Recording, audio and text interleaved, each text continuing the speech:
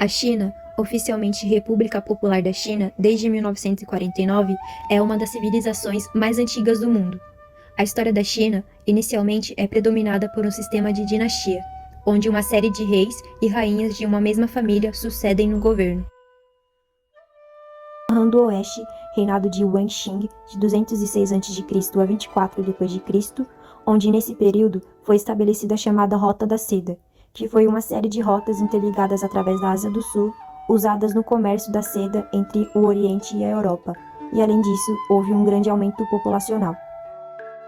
A dinastia Qin, 221 a 207 a.C., teria sido a primeira que centralizou o poder, unificando uma nação multicultural e étnica sobre a ideia de uma mesma identidade, além de um mesmo idioma.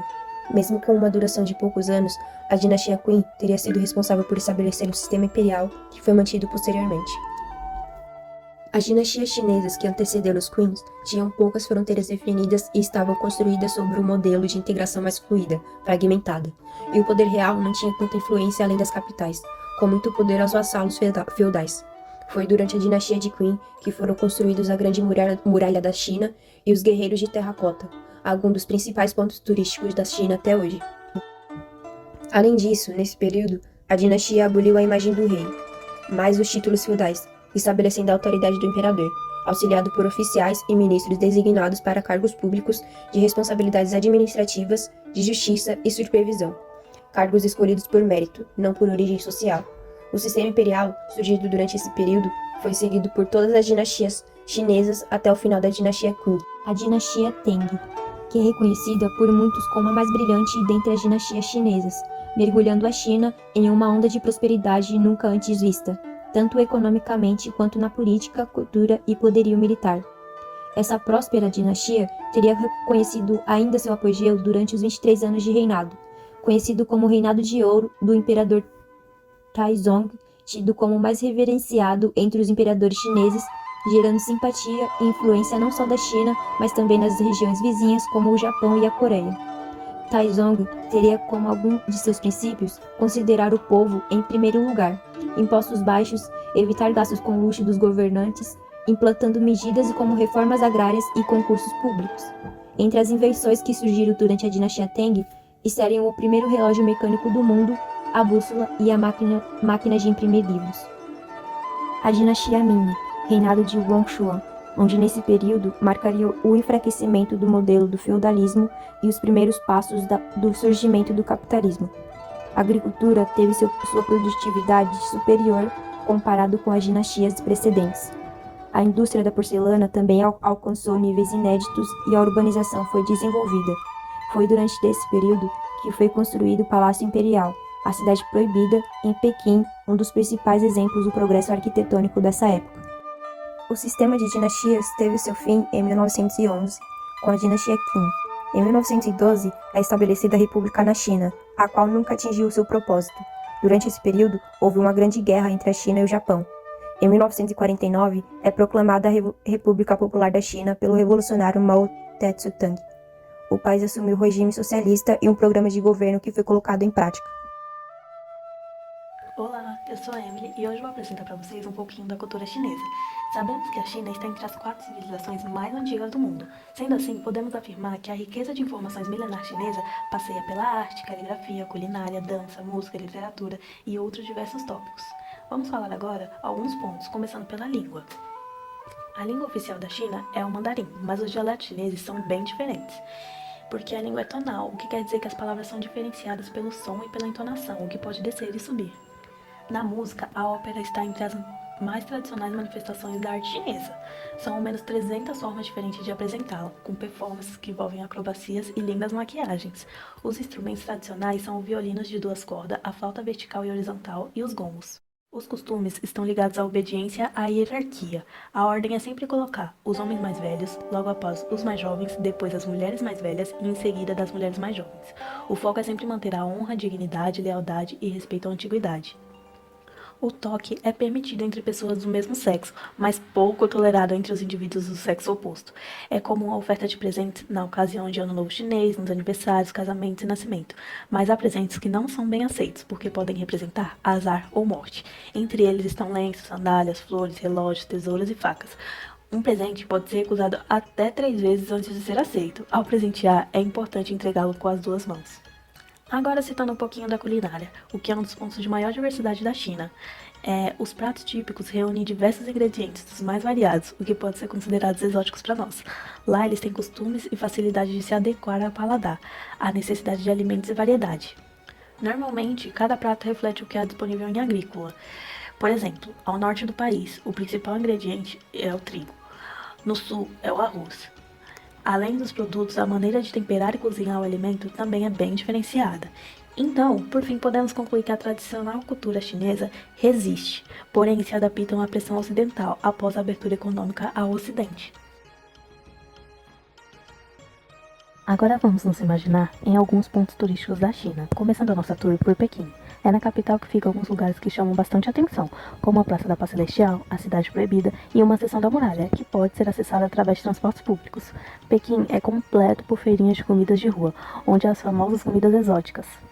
Temos também Xangai, a maior cidade da China, que é onde ficam os grandes edifícios modernos, shoppings luxuosos e, para completar o passeio, é em Xangai que fica localizada a Disneylândia chinesa.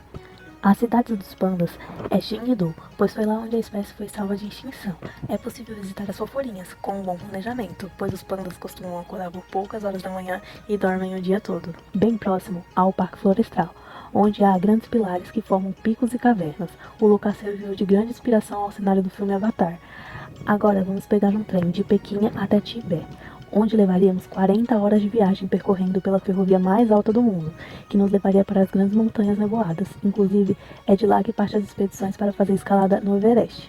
Bom, a China está preparadíssima para receber turistas. Basta nos preparar, explorar a cultura e nos surpreender. Boa noite, meu nome é Joyce e hoje eu vou falar sobre a população da China. Após seguidos adiantamentos, a China revelou enfim os seus dados do último censo.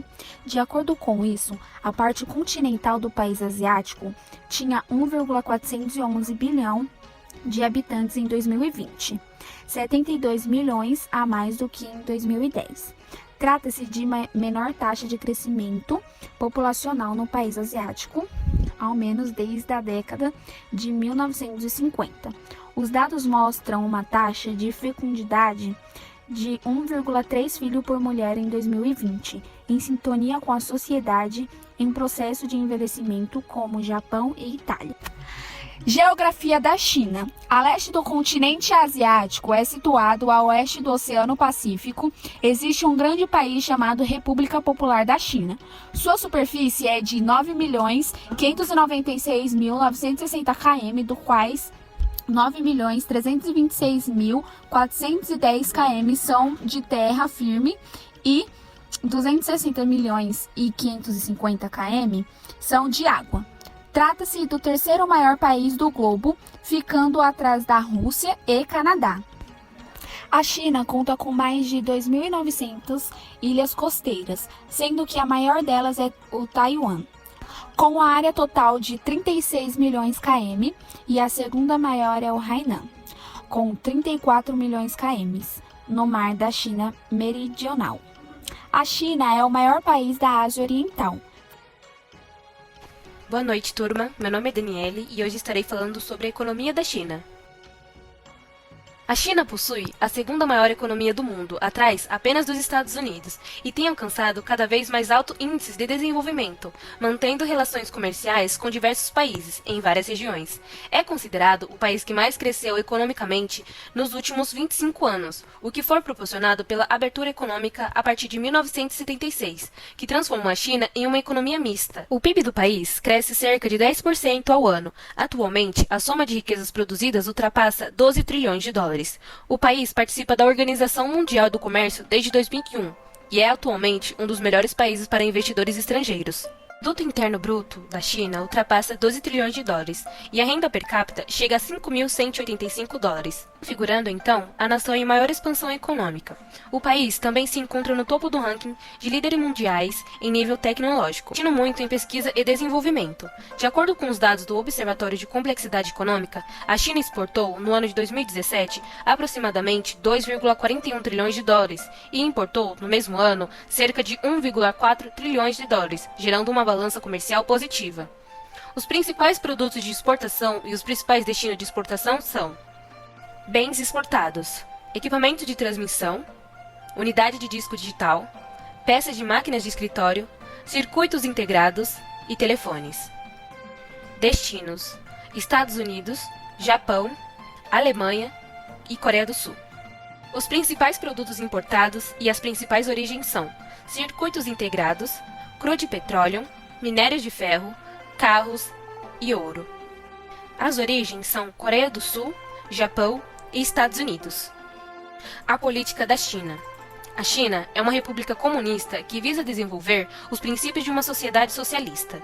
Contudo, são observadas no país práticas econômicas de cunho liberal, por muitas consideradas capitalistas.